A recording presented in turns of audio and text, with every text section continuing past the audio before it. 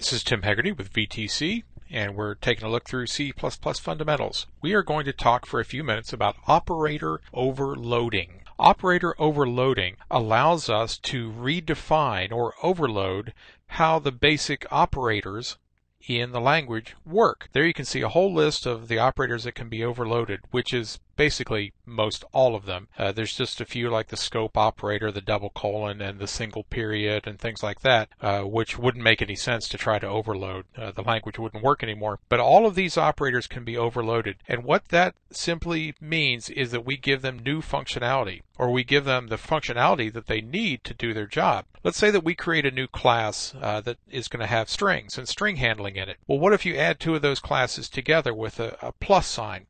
What are you going to do?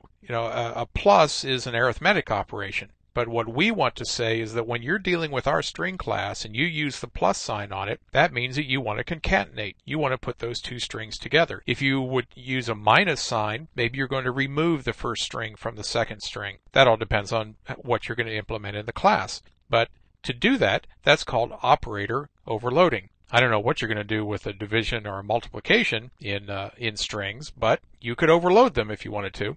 Now here's an example of a little piece of code, which is an overloading sample, and there's our little class called myString, and it has a public member called member1, so it can handle a string of 100 bytes long. I didn't say it was a very good class, but it does what we want. And there is how we overload the operator. So there's a void operator plus. And that's the key. We are overloading the addition or the plus symbol. And it's going to take in another myString value, which is a class of myString. So if we are adding two strings together and pass them into the class myString, there you see what happens. When the plus sign works, is called on to work, we do a string concatenation of member1 and plus the value of member1. So you add both of those together, and that returns back as member1. So you add the second string that comes in as